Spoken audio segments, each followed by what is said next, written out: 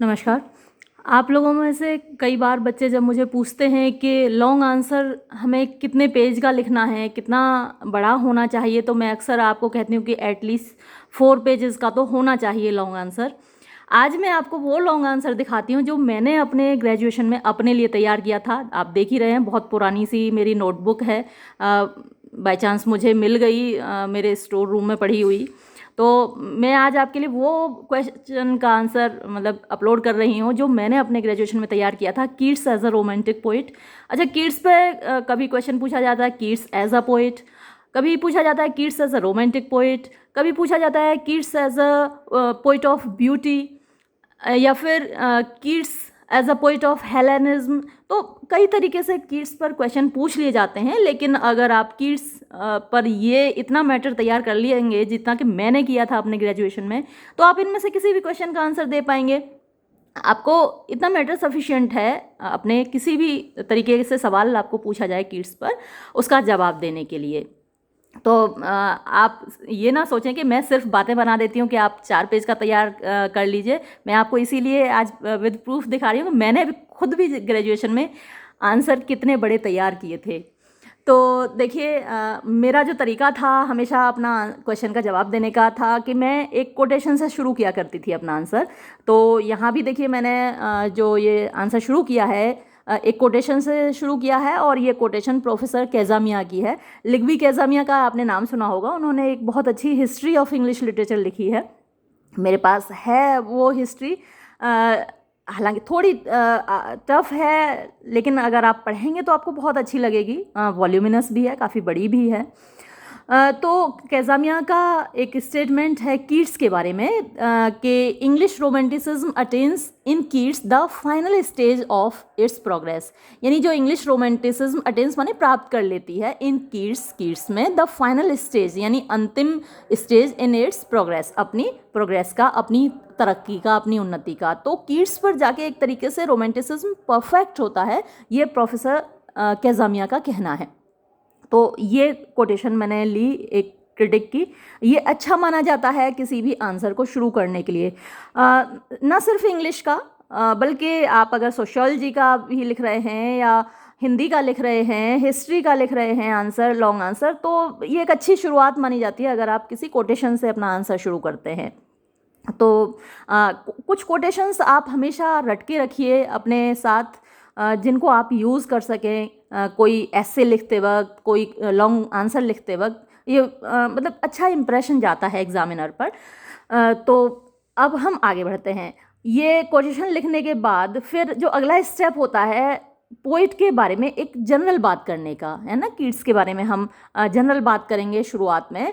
तो अब जैसे कि मैंने लिखा हुआ था, Keats grew to be a poet in the atmosphere of romanticism dominated by Wordsworth and Coleridge. यानी Keats grew to be a poet, Keats एक पोइट बना इन द एटमॉस्फेयर मीन्स वातावरण में, ऑफ रोमांटिसिज्म, रोमांटिसिज्म के dominated, जिसमें कि प्रभुता थी, ऑफ वर्ड्सवर्थ एंड कॉलरिज। तो आपको मालूम ही है कि कीट्स से पहले वर्ड्सवर्थ और कॉलरिज वो डोमिनेंट थे। उन लोगों ने लिरिकल बैलेड्स पब्लिश किया 1798 में, जहाँ से रोमांटिसिज्म शुरू होना माना जाता है। अगर कोई पूछता है आपसे कि रोमांटिसिज्म कब से शुरू होता है, तो आप डायरेक्टली जवाब देते हैं कि 1798 से शुरू होता है। क्यों शुरू होता है? क्योंकि उस वक्त वर्ड्सवर्थ और कॉलरिज ने लिरिकल बैलेड्स को पब्लिश किया था। ही फेल्ट, उसने महसूस किया, देयर ग्रेट इन्फ्लुएंस, उनका महान प्रभाव, and in the fervour of enthusiasm.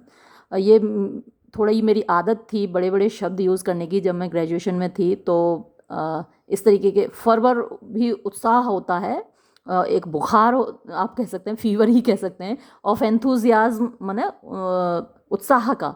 तो एक बड़े उत्साह के ज्वार में रिमार्क्ड, उसने ये टिप्पणी की, great spirits now on earth are sojourning, कि महान आत्माएं इस वक्त ज़मीन पर ठहरी हुई हैं।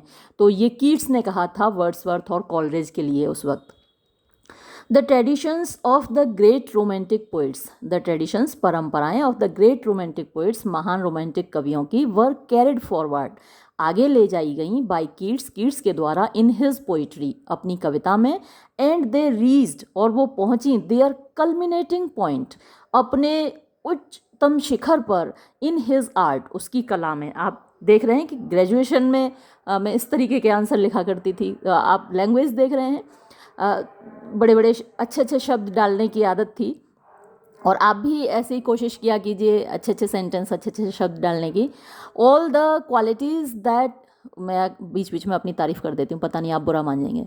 All the qualities that characterized romantic movement in poetry during the 19th century found a fitting place in his poetry, यानी जो सारी क्वालिटीज़ थी दैट कैरेक्टराइज्ड रोमांटिक मूवमेंट, जो कि ख़ास थी रोमांटिक मूवमेंट की इन पोइट्री, कविता में, ड्यूरिंग द 19th सेंचुरी, 19वीं शताब्दी के, फाउंड अ फिटिंग प्लेस, उनको एक उचित स्थान मिला इन हिज पोइट्री, उसके काव्य में। The main characteristics of Keats, जो मुख्य खासियतें हैं कीट्स की एज अ रोमांटिक पोइट, एक रोमांटिक पोइट के रूप में, कैन बी डिस्क्राइब्ड, उनका वर्णन किया जा सकता है इन द फॉलोइंग पॉइंट्स, इन शीर्षकों पर। तो ये हो गई भूमिका। इस तरीके से आपको हर पोइट की भूमिका लिखनी होती है शुरुआत में, और फिर पॉइंट्स डाले जाने होते हैं। तो ये देखिए, ये मैंने पॉइंट क्या क्या डाले थे। थोड़ा मेरा हैंड राइटिंग उतना अच्छा नहीं था बाद में, हालांकि मैंने सुधार लिया था। ये मेरा बीए पार्ट 1 की नोटबुक है, तो मैंने बीए में काफ़ी सुधारा था बाद में हैंड राइटिंग आप ज़रूर अपना अच्छा रखिए, क्योंकि डेस्क्रिप्टिव एग्ज़ाम में हैंड राइटिंग बहुत मायने रखता है। एग्जामिनर का दिल खुश हो जाता है अच्छा हैंड राइटिंग देख के। तो ये जो पहली हेडिंग मैंने रखी थी, the most romantic of the romantic poets, ये यानी सबसे ज़्यादा रोमांटिक है वो रोमांटिक पोइट्स में। Keats the last and the youngest of the later revolutionary group, Keats जो कि लास्ट था, अंतिम था, और यंगेस्ट सबसे छोटा था, of the later revolutionary group, जो बाद वाला क्रांतिकारी समूह था, is the most romantic of the romantic poets, तो वो सबसे ज़्यादा रोमांटिक है इन रोमांटिक कवियों के बीच में। अमंग द ग्रेट रोमांटिक्स, महान रोमांटिक कवियों के बीच में, इट इज़ द कीट्सियन पोइट्री, ये कीट्स की कविता है, अलोन, केवल, दैट शोज नो कंसर्न, जो कोई चिंता नहीं दिखाती, with social and political themes, सामाजिक और राजनीतिक थीम से। जैसे कि वर्ड्सवर्थ अक्सर फ्रेंच रिवॉल्यूशन का जिक्र करता है, तो इस तरीके का कोई सोशल या पॉलिटिकल जिक्र कीट्स की पोइट्री में आपको देखने को नहीं मिलेगा। इन हिज पोइट्री, उसकी कविता में, कंटेम्प्रेरी कंसर्न्स, जो समकालीन चिंताएं हैं, ब्रेक अवे कम्प्लीटली, वो एकदम से दूर हैं। एंड पोइट्री रिटर्न्स, और कविता लौटती है, टू इट्स ओन वर्ल्ड, अपने खुद के संसार को, ऑफ इमेजिनेशन, कल्पना के, एंड माइथोलॉजी, और पौराणिकता की ओर, by virtue of maintaining a complete detachment. इस तरीके के सेंटेंस आपको बुक्स में नहीं मिलेंगे, ये मेरे खुद के लिखे हुए सेंटेंसेस हैं। तो bye virtue of maintaining a complete detachment, यानी एक तरीके से एक पूरा डिटैचमेंट मेंटेन करके, डिटैचमेंट होता है बिल्कुल अलगाव, है ना, तो एकदम अलगाव रखते हुए, ही प्रोवाइड्स अ रिमार्केबल कंट्रास्ट, वो उपलब्ध कराता है एक उल्लेखनीय विरोधाभास, विद बायरन एंड शैली, बायरन और शैली से। ही इज़ नेदर रिबेल, वो ना तो एक क्रांतिकारी है लाइक बायरन, बायरन की तरह, नॉर यूटोपियन और ड्रीमर, और ना ही यूटोपियन होता है कल्पना में खोया हुआ। सर टॉमस मूर ने लिखा था यूटोपिया, यूटोपिया का मतलब होता है कोई ऐसी जगह, मतलब काल्पनिक जगह जो इस दुनिया में संभव नहीं हो सकती। जैसे यूटोपियन प्लान बोलते हैं ना, एक ऐसा प्लान जो कि इस दुनिया में संभव नहीं हो सकता, तो वो यूटोपियन ड्रीमर नहीं है, यानी काल्पनिक स्वप्न दृष्टा नहीं है, सपना देखने वाला नहीं है, लाइक शैली, जैसे कि शैली देखा करता था। Endowed with a purely artistic nature, endowed with मतलब उसके अंदर, उसको मिला हुआ था, उसके अंदर थी, अ प्योरली आर्टिस्टिक नेचर, एक एकदम शुद्ध कलात्मक प्रकृति। He takes up in regards to all the movements and conflicts of his time, तो वो मतलब रखता है जितने भी मूवमेंट्स थे या आंदोलन थे या कॉन्फ्लिक्ट्स, झगड़े थे ऑफ हिज टाइम, उसके समय के, उनके प्रति अपोजिशन, एक स्थिति ऑफ ऑलमोस्ट कंप्लीट डिटैचमेंट, लगभग एकदम अलगाव की, यानी वो कहीं अपनी पोइट्री में मेंशन नहीं करता उन सब चीज़ों को। फिर है इन्फ्लुएंसेस। आपको ये भी बताने होते हैं कि एक पोइट के अंदर क्या क्या इन्फ्लुएंसेस होते हैं, किस किस चीज़ का उस पर प्रभाव पड़ा। तो देखिए इन्फ्लुएंसेस क्या थे। एज अ रोमेंटिसिस्ट, एक रोमेंटिसिस्ट के रूप में कीट्स ड्रू इंस्पिरेशन। कीट्स ने प्रेरणा ली फ्रॉम क्लासिकल एंटिक्विटी, यानी जो शास्त्रीय प्राचीनता थी। मेडिवल रोमें अच्छा ये कटा हुआ है, मेडिवल रोमांस, जो मध्यकाल के रोमांसेस थे, एंड ग्रीक मैथोलॉजी, और यूनान की जो पौराणिक कथाएं थीं। The arid charm of Lempriere's classical dictionary held him in thrall. तो ये लैम्पियर की क्लासिकल डिक्शनरी थी, उसने इसको एकदम से जाल में जकड़ लिया था, उस पर इतना प्रभाव पड़ा था कीट्स पर उस डिक्शनरी का। He roamed like a young horse revelling in the rhythmic beauties and sensuous charms of Spenser's Faerie Queene. अब इतनी टफ लैंग्वेज पता नहीं आप याद रख पाएंगे कि नहीं। मतलब कहने का मतलब यह है कि वो एक युवा घोड़े की तरह आकर्षित था, उछल कूद कर रहा था, और जो सेंसुअस चार्म्स थे स्पेंसर की, फेयरी क्वीन के। स्पेंसर की बहुत फेमस बुक है, आप उसको एपिक कह सकते हैं, काफ़ी वॉल्यूमिनस है। तो फेयरी क्वीन का जो चार्म था, जो आकर्षण था, वो उसके ऊपर इतना प्रभावी था कि वो एक घोड़े के बछड़े की तरह उछलता कूदता फिरता था उसको पढ़ के। Homer came to him through Chapman's translation of Iliad and Odyssey. और होमर उसके पास आया, यानी उसने होमर को पढ़ा कीट्स ने, चैपमैन के ट्रांसलेशंस को पढ़ के। इलियड और ओडिसी का जो ट्रांसलेशन चैपमैन ने किया है वो कीट्स ने पढ़ा। Among the formative influence of his work Chaucer, Shakespeare, Milton, William Brown and Leigh Hunt were no less important. तो जिन लोगों का प्रभाव कीट्स के ऊपर पड़ा है उनमें चौसर, शेक्सपियर, मिल्टन, विलियम ब्राउन, ये बिल्कुल भी कम इम्पॉर्टेंट नहीं है, मतलब कि वो लोग बहुत इम्पॉर्टेंट थे। अब है हिज पोइटिक आउटपुट, यानी उसने कितना कितना लिखा है। ये देखिए ये जो आंसर है ना, ऑल इंक्लूसिव है, यानी इसमें सब कुछ मैंने शामिल कर रखा था। तो अब हिज पोइटिक आउटपुट उसने क्या क्या लिखा है। Keats expressed his love for Greek mythology in Endymion, लामिया, Hyperion. तो ग्रीक माइथोलॉजी से उससे जो प्यार था वो उसने इन पोइम्स में एक्सप्रेस किया है। He drew inspiration from medieval romance for the ewe of Saint Agnes, Isabella and La Belle Dame sans murky. तो इनके लिए जो इंस्पिरेशन मिली उसको मेडिवल रोमांसेस से मिली, जो मध्य युग के रोमांसेस थे उनके लिए उसको प्रेरणा मिली। इन सब के लिए the ewe of Saint Agnes, Isabella, La Belle Dame sans Merci, ये उसकी पोइम्स के नाम है। सभी पोइम्स के नाम आपके लिए बहुत इंपॉर्टेंट हैं जानना, मल्टीपल चॉइस क्वेश्चंस में भी पूछा जाता है इनके नाम। His artistic genius reaches it's maturity. उसका जो कलात्मक प्रतिभा है वो रीचेस पहुंचती है इट्स मैच्योरिटी, अपने परिपक्वता पर, इन द ग्रेट ओड्स, जो उसकी महान ओड्स हैं, to autumn, to a nightingale and on a Grecian urn. On a Grecian urn ये तो आपके लिए सिलेबस में है ही। तो यहाँ पहुंचकर उसका जो जीनियस है, उसकी जो प्रतिभा है, वो एकदम मैच्योर हो जाती है, परिपक्व हो जाती है। और अगला हेडिंग जो मैंने डाला था वो था his sensuousness. As a romantic poet Keats is sensuous to all pleasures and beauties of the world. यानी एक रोमांटिक पोइट के रूप में कीट्स सेंसिटिव है, यानी संवेदनशील है, to all pleasures and beauties of the world. ये संसार के जितने भी आनंद हैं, जितनी भी खूबसूरती है उसके प्रति। His delight lies in fine taste, in colour, in sound and physical exertion. तो उसको खुशी मिलती है बढ़िया बढ़िया चीज़ों को टेस्ट करके, अच्छे अच्छे कलर्स देख के, अच्छी आवाज़ें सुन के, और फिजिकल एक्सर्शन यानी शारीरिक काम करके।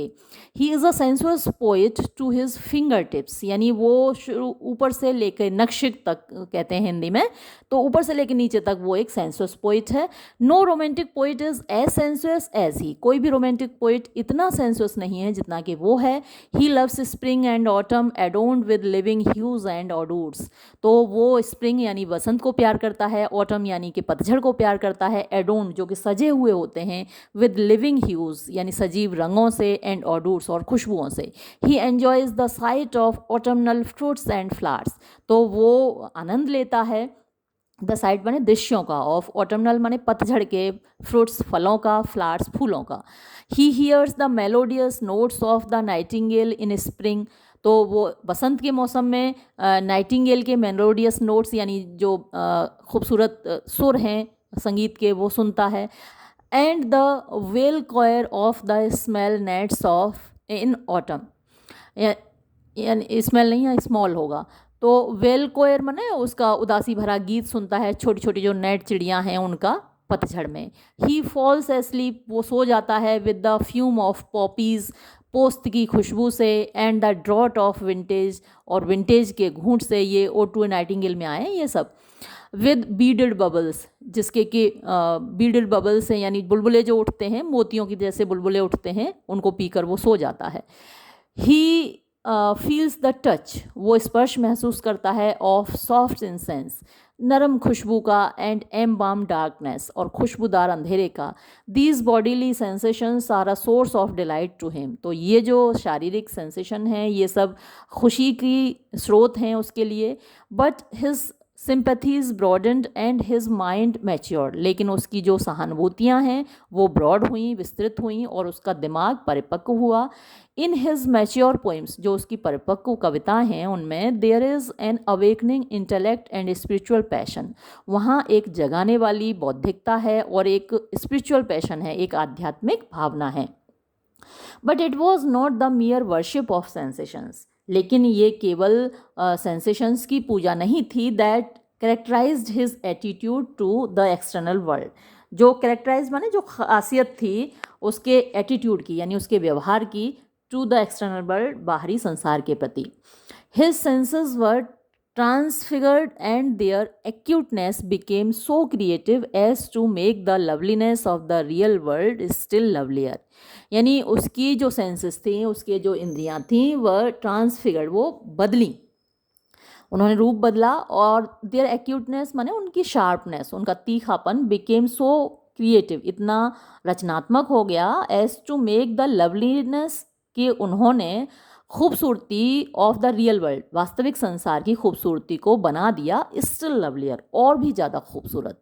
एज अ क्रिटिक रिमार्क्स, जैसा कि एक क्रिटिक ने कहा है, Keats mind is mainly sensuous by direct action, तो कीट्स का जो दिमाग है वो मुख्य रूप से सेंसुअस है सीधे सीधे तौर पर, but it also works by reflex action passing from sensuous to sentiments, लेकिन ये रिफ्लेक्स एक्शन की तरह भी काम करता है, जो कि सेंसुअस से सेंटिमेंट्स की ओर बढ़ता है, यानी इंद्रियों से भावनाओं की ओर बढ़ता है। Certainly some of his work is merely extremely sensuous, ये बात तो निश्चित है कि उसका कुछ वर्क ऐसा है, कुछ उसकी रचनाएं ऐसी हैं जो कि केवल बहुत ज़्यादा सेंसुअस हैं। The themes of his poems were taken from classical stories, जो थीम्स थी, जो विषय वस्तु थी उसकी पोइम्स की, वो क्लासिकल स्टोरीज, जो शास्त्रीय कहानियाँ थीं, पौराणिक कहानियाँ थीं, उनसे ली गई थी। फिर नेक्स्ट हेडिंग जो मैंने डाला है वो है हिज पैशन फॉर ब्यूटी, खूबसूरती के लिए उसकी passion. Romantic poets had a love for beauty, तो रोमांटिक पोइट्स के अंदर एक मोहब्बत थी खूबसूरती के प्रति, and it was their mission, और ये उनका उद्देश्य था इन लाइफ, जीवन में, to create beauty of all forms and kinds, यानी हर तरीके की खूबसूरती पैदा करना इन देयर प्रॉपर्टी, नहीं यहाँ प्रॉपर्टी मैंने शायद थोड़ा गलत लिख दिया, पोइट्री कर लीजिएगा इसको, भाई मैं भी तो स्टूडेंट ही थी ना BA पार्ट 1 की, तो मैं भी कितनी बड़ी रही होंगी आप समझ सकते हैं, तो मैंने गलतियाँ तो की होंगी, लेकिन फिर भी आप देख रहे हैं ना मैंने अच्छा आंसर तैयार किया था, एक दो गलतियाँ हो जाती हैं, तो यहाँ पोइट्री कर लीजिएगा।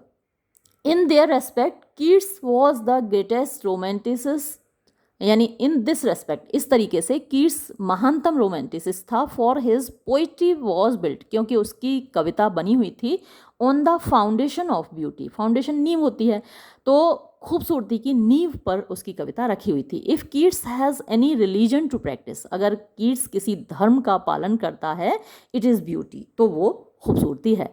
टू हिम, उसके लिए, द प्रिंसिपल ऑफ ब्यूटी, खूबसूरती का सिद्धांत, इज़ द अल्टीमेट प्रिंसिपल, वो ही अंतिम सिद्धांत है।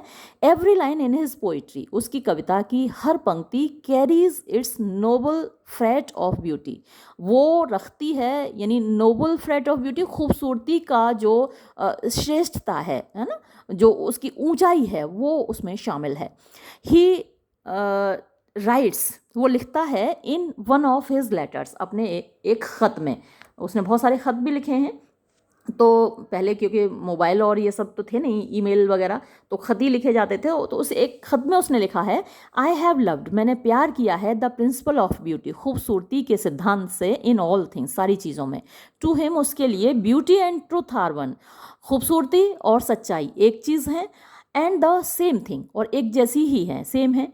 ही rights in the odd on a Grecian earn, तो ये तो आपने मेरे साथ पढ़ी है, और उसी का ये कोट है, ज़रूर याद रखिएगा और ज़रूर अपने आंसर में ये डालिएगा। उसका सबसे ज़्यादा इंपॉर्टेंट कोट है ये, beauty is truth, truth beauty, that is all you know earth, यानी जो खूबसूरती है वही सत्य है और सत्य ही खूबसूरत है, सत्यम शिवम सुंदरम, that is all you know earth on earth, यानी इस धरती पर जो आप जानते हैं वो यही है, यही सब कुछ है, and all you need to know, और ऑल वो ही सब कुछ है, ये माने आपको, नीड माने ज़रूरत है, टू नो जानने की, इससे आगे कुछ जानने की ज़रूरत नहीं है कि खूबसूरती सच है और सच ही खूबसूरती है।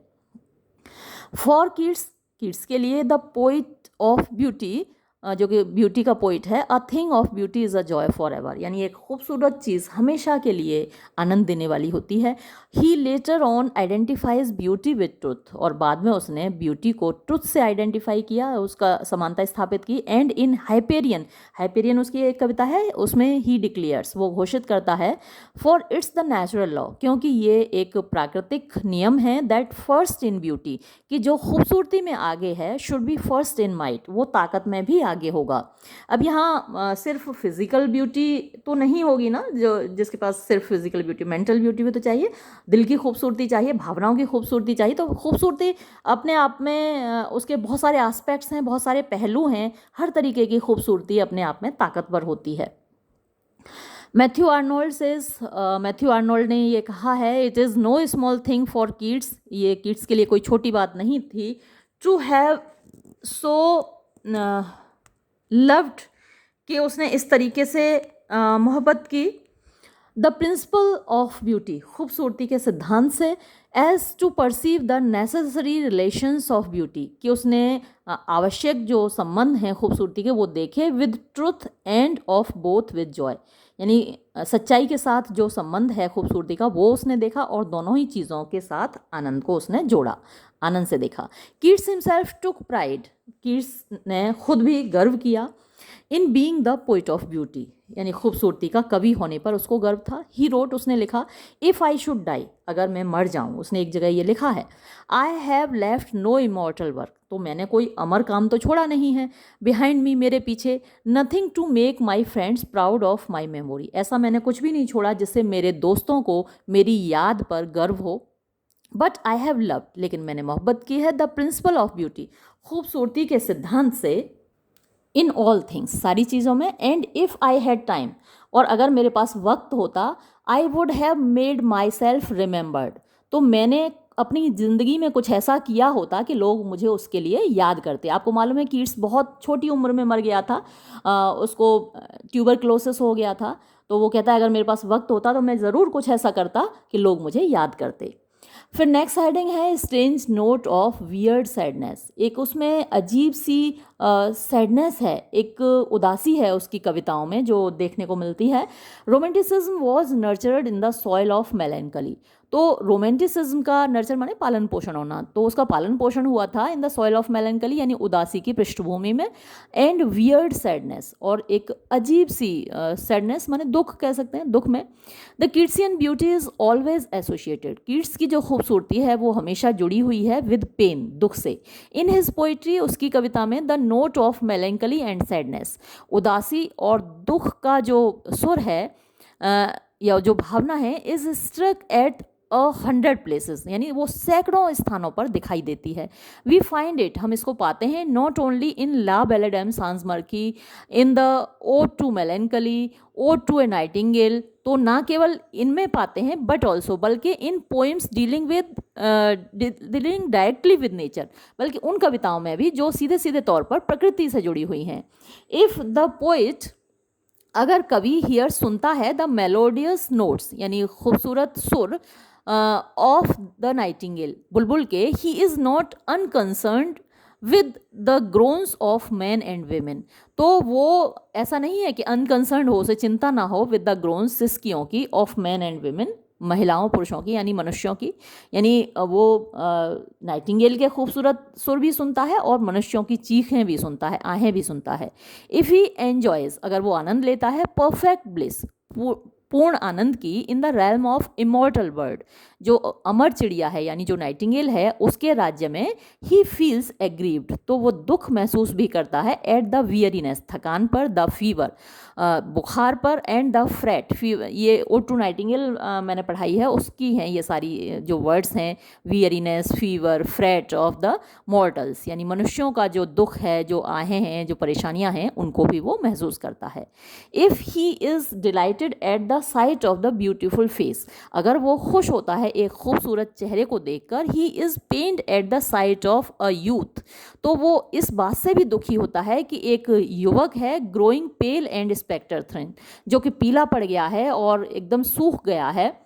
ये उसके भाई का केस था। उसका भाई उससे पहले मरा था, युवावस्था में मरा था, छोटा था उसका भाई, लेकिन मौत उसकी कीट्स से पहले हुई थी, तो उसका हालत को देखकर उसको बहुत दुख होता है। ही ड्रॉज पेनफुल पिक्चर, उसने बड़ी एक दुखद तस्वीर खींची है, ऑफ द मॉर्टल वर्ल्ड, यानी इस सांसारिक संसार की, नश्वर संसार की, इन द फॉलोइंग लाइन्स, इन पंक्तियों में। ये बहुत ही खूबसूरत पंक्तियां हैं, ओड टू अ नाइटिंगेल से मैंने कोट की हैं। कोटेशन आपके लिए लिखना बहुत ज़रूरी है, कुछ लाइन्स आपको ज़रूर याद होनी चाहिए। ये सब मैंने रटी हुई थी जब मैं BA पार्ट 1 में थी, ये सारी लाइंस मेरी रटी हुई थी। ये आप भी रट लें तो अच्छा होगा, और अगर आप अपने आंसर में लिखेंगे तो बहुत अच्छा इंप्रेशन जाता है। We are but to think is to be full of sorrow and leaden eyed despairs, where beauty can not keep her lustrous eyes, or new love pine at them beyond tomorrow. ये सब odd to Nightingale से ली हुई पंक्तियाँ हैं, वहाँ आप जाके पढ़ सकते हैं, बहुत खूबसूरत पोएम है वो। और ये एक और कोट मैंने इसमें डाला है, आप जितने कोट्स रट सकें रट लीजिएगा और अपने आंसर्स में डालिएगा। मैं तो मैक्सिमम कोट्स डालती थी और ये सब पोइम्स रट के रखी थी मैंने। The Indian maid's lament in Endymion is particularly representative of this haunting note of sadness in Keats romantic poetry. तो ये एक भारतीय मेड का, लड़की का विलाप है जो यहाँ पर दिखा है। To sorrow I bid good morrow, यानी जो दुख है वो, उसको मैंने अलविदा कहा। एंड थॉट, और मैंने सोचा, to leave her far away behind, कि मैंने उस दुख को बहुत पीछे छोड़ दिया। But cheerly cheerly she loves me dearly, लेकिन दुख ने मुझे नहीं छोड़ा, दुख मुझे बहुत प्यार करता था। मैंने तो उसको छोड़ दिया, उसको अलविदा कह दिया, लेकिन उसने मुझे नहीं छोड़ा, वो मुझे बहुत प्यार करता था। So she constant to me, she is so constant to me, यानी वो मेरे प्रति इतना वफादार है दुख, एंड सो काइंड, और इतना दयालु है। आई वुड डिसीव हर, कि मैंने तो उसको धोखा दे दिया, but she is so constant and so kind, और एंड सो लीव हर। अच्छा, यहाँ पे एक लाइन और है, और मैंने उसको छोड़ दिया, उसको डिसीव हर, मैंने उसको धोखा दे दिया और उसको छोड़ दिया, लेकिन दुख सो कॉन्स्टेंट, इतना वफादार है, एंड सो काइंड, और इतना दयालु है कि उसने मुझे नहीं छोड़ा, वो तो मेरे पीछे पीछे चला आया। तो इस तरीके की उसकी पोइम्स हैं। फिर है हिज हेलेनिज्म। कीट्स अपनी हेलेनिज्म के लिए जाना जाता है। हेलेनिज्म माने जो यूनान की चीज़ें हैं, यूनानी भाषा, यूनानी माइथोलॉजी, यूनानी आर्किटेक्चर, स्कल्पचर, यानी यूनानी चीज़ों का जितना भी प्रभाव है यूनान का और यूनानी चीज़ों का, वो हेलेनिज्म कहलाता है। तो Keats was a born Greek, Keats तो एक पैदाइशी यूनानी था। Hellenism was more of a creed with him, than with Shelley. तो जो यूनानीपन था यानी हेलेनिज्म जो था वो एक धर्म की तरह था उसके लिए, बजाय शैली के। यानी शैली के ऊपर भी हेलेनिज्म का प्रभाव है, लेकिन जो कीट्स के ऊपर हेलेनिज्म का प्रभाव है वो किसी और रोमांटिक पोइट के ऊपर नहीं है। Keats derived knowledge of Greek from classical dictionaries. तो कीट्स ने जो यूनान का ज्ञान प्राप्त किया, यूनानी भाषा का, यूनानी चीज़ों का, वो क्लासिकल डिक्शनरीज से, जो शास्त्रीय डिक्शनरीज थी उनसे, ट्रांसलेशंस जितने अनुवाद थे उनसे, and scriptures in the British museum. और ब्रिटिश म्यूजियम में जो स्क्रिप्चर्स थी यानी धार्मिक पुस्तकें थी उनसे उसने यूनानी भाषा और यूनानी साहित्य का ज्ञान प्राप्त किया। Classical antiquity appeal to him. जो शास्त्रीय प्राचीनता है वो उसको अपील करती है, उसको पसंद आती है, फॉर इट्स ब्यूटी, अपनी खूबसूरती के लिए। Greekness in Keats is shown in his choice of Greek themes. यानी जो यूनानीपन है कीट्स में वो दिखाई देता है his choice of Greek themes, जब वो चुनता है यूनानी विषय वस्तु को चुनता है। हिज वर्शिप ऑफ ब्यूटी, उसकी जो पूजा है वो खूबसूरती की पूजा करता है। And his attitude to nature, और प्रकृति के प्रति उसका जो व्यवहार है, इन सब में यूनान का प्रभाव उस पर दिखाई देता है। His Hellenism is best expressed in the odes to autumn, on a Grecian urn and to a nightingale। तो हेलेनिज्म का जो प्रभाव है उस पर जाहिर होता है जब हम इन ओड्स को पढ़ते हैं, ओड टू ऑटम पढ़ते हैं, odd on a Grecian earn पढ़ते हैं, या फिर ओड टू अ नाइटिंगेल पढ़ते हैं। और ये सभी ओड्स मैंने पढ़ा रखी हैं, इन सब पे वीडियो मैंने अपलोड कर रखे हैं, आपने नहीं देखे होंगे। चलिए आगे जो अगला हेडिंग है, हिज मेडिवलिज्म, यानी मध्यकाल का उसके ऊपर प्रभाव। Romantic poets made excursions in the medieval world. तो जो जितने भी रोमांटिक कवि हैं उन्होंने जैसे भ्रमण किया है मध्यकालीन संसार का, मेडिवल एजेस का, ऑफ मिस्ट्री एंड एन्चांटमेंट, जो कि रहस्य से भरा हुआ है, जादू से भरा हुआ है। तो सारे जो रोमांटिक पोइट्स हैं उनमें मेडिवलिज्म का प्रभाव दिखाई देता है। Coleridge created the world of medievalism in Christabel. तो कॉलरिज ने मध्यकालीन युग को जो संसार था उसको प्रस्तुत किया क्राइस्टाबेल में। अच्छा, कुबला खान में भी है। कॉलेज की जो आपने पोइम्स देखी हों, पढ़ी हों, अगर कुबला खान आपने पढ़ी है, अगर राइम ऑफ एंशियंट मैरिनर पढ़ी है और क्राइस्टाबेल पढ़ी है, तो इन सब में मेडिवलिज्म का प्रभाव है। कीट्स लाइक कॉलरिज, तो कीट्स ने भी कॉलरिज की तरह हैड अ फैसिनेशन, उसको भी बड़ा लगाव था फॉर द वर्ल्ड ऑफ मेडिवलिज्म, यानी मध्यकालीन संसार से। इन ला बेलेडम सांसमर की, तो ये पोइम मैंने अपलोड की हुई है, आपने पढ़ी होगी, तो वहाँ भी मेडिवलिज्म दिखाई देता है। ला बेलेडम सांसमर की, he enters the world of medieval mystery and superstition. तो वो मध्यकाल के रहस्यवादी और अंधविश्वास से भरे हुए संसार में घुस जाता है। And Kanjar up through vivid imagery the spirit of medieval romance and शिवेलरी when night errantry was in vogue and the times were characterized by the spirit of nobility and chivalry, the strange, the weird, the magical and the adventurous। कितना लंबा sentence है, कैसे आप लिख पाएंगे और कैसे आप याद रख पाएंगे। तो ला बेलेडम सांसमर्स्की का मैंने जैसे कि एक सेंटेंस में ही निचोड़ यहाँ पर रख दिया है, इसलिए वो सेंटेंस इतना बड़ा हो गया है कि वहाँ पर आप देखते हैं कि कैसा मेडिवल संसार था, उसमें नाइट सरदार हुआ करते थे और वो किस तरीके के होते थे, क्या शिवेलरी थी उनकी, कितना वियर्ड संसार था, कितना मैजिकल, वहाँ पे आप परियों का देश देखते हैं। तो ये सब कुछ वहाँ पर बताया गया है। द पोइम हैज़ दस the medieval setting and scenery. तो जो पोइम है ला बेलेडम सांसमर की, उसकी मेडिवल मध्यकालीन सेटिंग है, सीनरी है, दृश्य है। The hero of the poem belongs to the period of knights and demons, witches and fairies. तो ये जो हीरो है इस कविता का वो सरदारों के, राक्षसों के, विचेस जो चुड़ैलें होती थीं, फेयरीज जो परियां होती थीं, इन सब के संसार को बिलोंग करता है। The romance and artistic glory of the medieval world are transfigured in the eve of Saint Agnes। तो ये रोमांस और आर्टिस्टिक ग्लोरी है ऑफ द मेडिवल वर्ल्ड, यानी मध्यकालीन संसार की। वो यहाँ पे मैंने ये क्या लिख दिया, ट्रांसफाइड वर्ड लिख दिया है, या ट्रांसफॉर्म्ड आप कह सकते हैं, या आप रिप्रेजेंटेड वर्ड यूज़ कर दीजिए, प्रस्तुत की गई हैं in the evening of Saint Agnes. The medieval atmosphere pervades the entire poem and is created by a wealth of suggestive touches. तो एक मध्यकालीन संसार पूरी कविता में फैला हुआ है इस कविता में, और बड़े सजेस्टिव टचेस हैं वहाँ पे जो दिए गए हैं, इमेजेस दी गई हैं, बड़ी सजेस्टिव हैं। The old legend and Madeline asleep in the lap of legends old. अच्छा, ये ईव ऑफ सेंट एग्नीज का है। सुपरस्टिशन रेफर्स टू विचेस गोस and fairies in the ewe of Saint mark.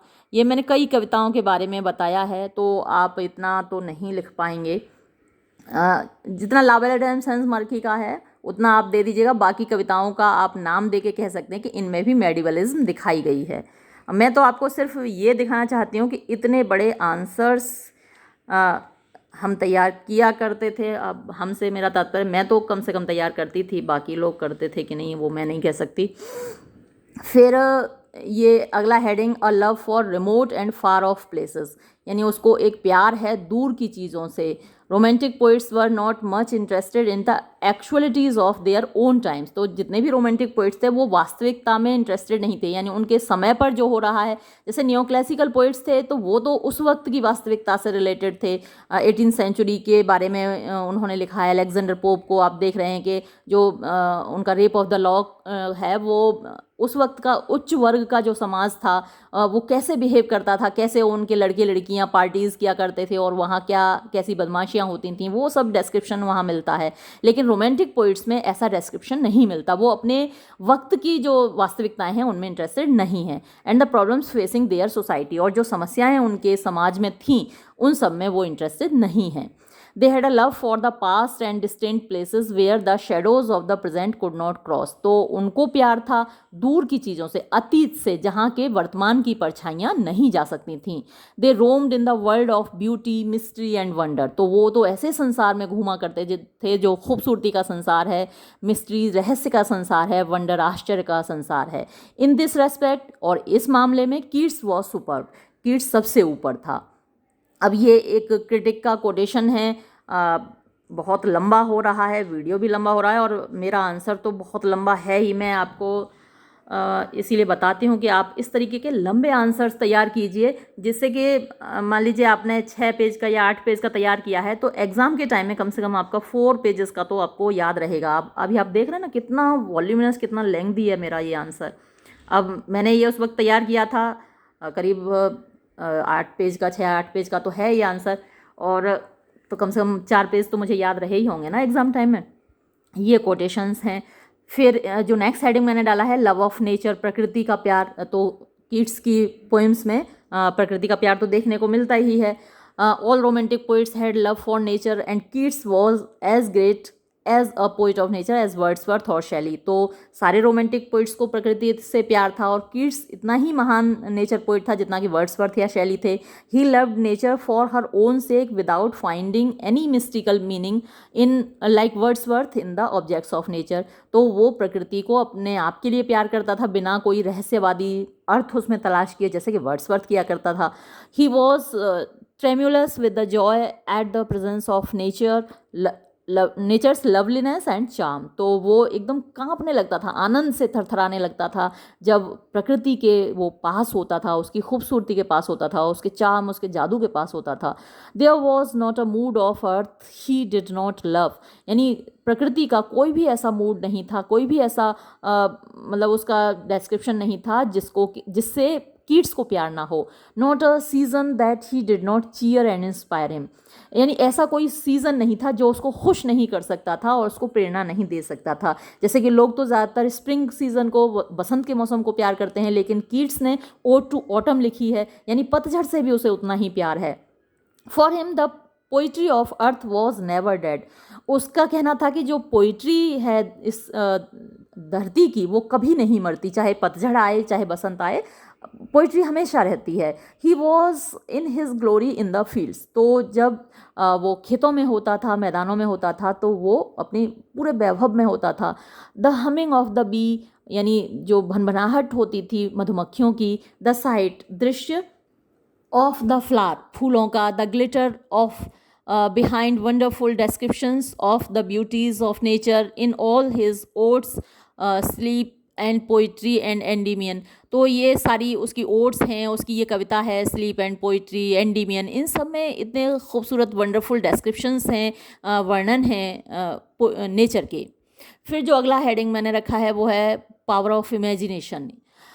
Romantic poets were endowed with imaginative faculty, and in Keats the power of imagination was always at its height। तो जितने भी romantic poets थे उनमें imaginative faculty बहुत ज़्यादा थी, यानी जो कल्पना शक्ति थी वो बहुत ज़्यादा थी, और कीट्स में तो ये इसकी हाइट थी, मतलब बिल्कुल चरमोत्कर्ष था कीट्स में। तो through his imagination he could create recreate, अपनी कल्पना से वो पुनः सृजन कर सकता था, पुनः बना सकता था, फॉर हिज डिलाइट, अपनी खुशी के लिए, the old world medieval romance, the world of medieval romance, the world of Elizabethan romance and the varied romance of beauty, love, chivalry and adventure. तो वो पुराने संसार को अपनी कल्पनाओं में पैदा कर सकता था, मेडिवल संसार को, मध्यकालीन संसार को भी पैदा कर सकता था, एलिजाबेथन रोमांस को भी अपनी कल्पनाओं में पैदा कर सकता था। मतलब वैरायटी थी उसके अंदर, रोमांस की, ब्यूटी की, शिवेल्डी की, एडवेंचर की। ये फिर कोई एक कोटेशन है किसी क्रिटिक का। और अगला हेडिंग हम देखते हैं हिज आर्टिस्ट्री, यानी उसकी कलात्मकता। Keats was a conscious artist, Keats एक सचेत कलाकार था। Like a romantic poet he made an experiment with a variety of poetic forms and metres. तो रोमांटिक पोइट की जैसे किया करते थे वैसे ही उसने एक्सपेरिमेंट्स किए, प्रयोग किए अलग अलग तरह की पोइटिक फॉर्म्स के साथ, मीटर्स के साथ। He wrote ballads, sonnets, lyrics and couplets and long narrative poems. तो उसने ये सब लिखी हैं, बैलेड, सोनेट, लिरिक, सब कुछ लिखा है। He embellished them with a felicity of phrasing and perfected them with an architectural design। तो उसने उनको सजाया है, एम्बेलिश माने सजाना होता है, तो इन सबको सजाया है with a felicity of phrasing. Phrasing मतलब कि वर्ड्स जो उसके खूबसूरत शब्दों से उसे सजाया है, उनको परफेक्ट किया है विद एन आर्किटेक्चरल डिज़ाइन, मतलब बहुत अच्छे तरीके से डिज़ाइन करके उनको।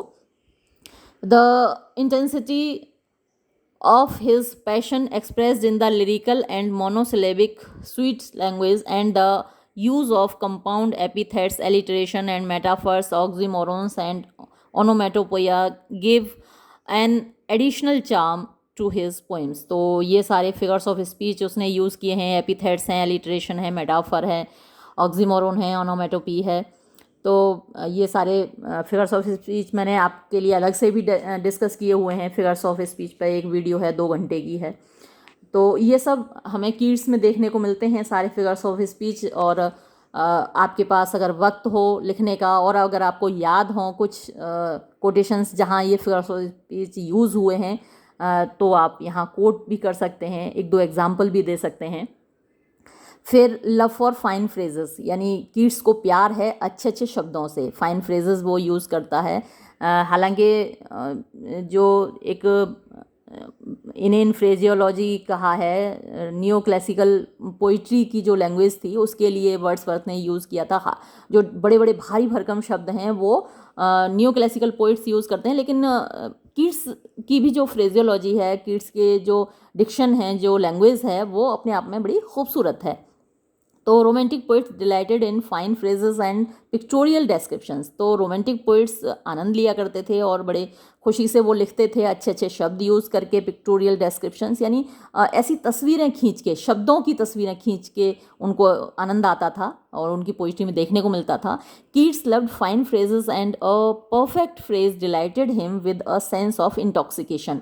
तो कीट्स को भी अच्छी अच्छी शब्दों से प्यार था, और जो परफेक्ट फ्रेजेस होते थे, जो परफेक्ट शब्द होते थे, वो उसको ऐसा आनंद देते थे जैसे कि कोई नशा कर लिया हो उसने। हिज पोइट्री अबाउंड्स इन, यानी उसकी कविताएं भरी पड़ी हैं ब्यूटीफुल फ्रेजेस, खूबसूरत शब्दों से, एंड एक्सप्रेशंस, और अभिव्यक्तियों से, विच टू कोट ब्रिजेस, अगर उनको रॉबर्ट ब्रिजेस के शब्दों में कहा जाए तो, all are far reaching resources of language and concentrated one point.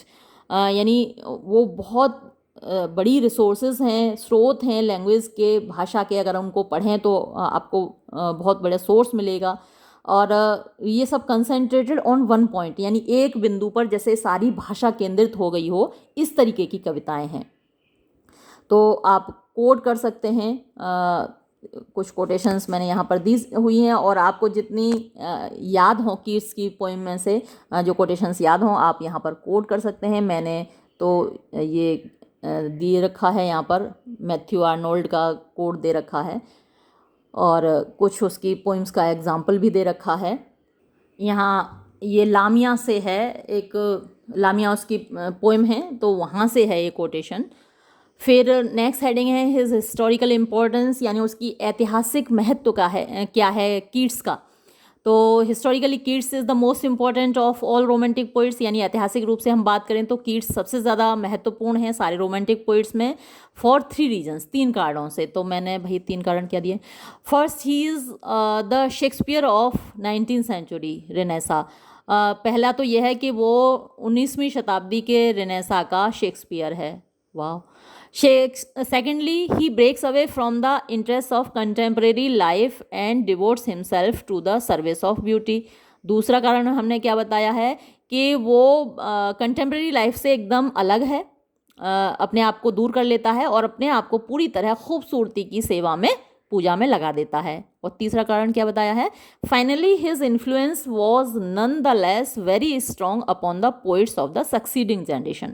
और तीसरा कारण हमने ये दिया है कि उसका जो प्रभाव था आने वाली पीढ़ियों पर, सक्सीडिंग जनरेशन माने आने वाली पीढ़ियाँ जो थी कवियों की, उन पर काफ़ी ज़्यादा पढ़ा है, यानी किसी और पोइट से कम नहीं है। तो इस तरीके से हमने उसकी हिस्टोरिकल इम्पोर्टेंस स्थापित की है।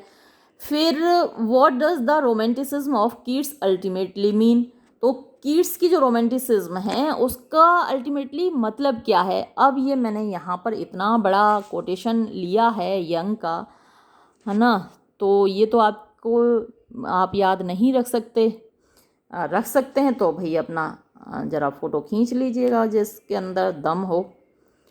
तो बहुत बड़ा कोटेशन है। अब वीडियो मेरी पहले ही बहुत बड़ी हो रही है। इसके बाद इतना सब कुछ लिखने के बाद, है ना, हमको कंक्लूज़न भी तो निकालना होता है ना। तो कंक्लूडिंगली मेरी आदत होती थी कि मैं एक सेंटेंस बस लास्ट में डालती थी कंक्लूज़न के रूप में।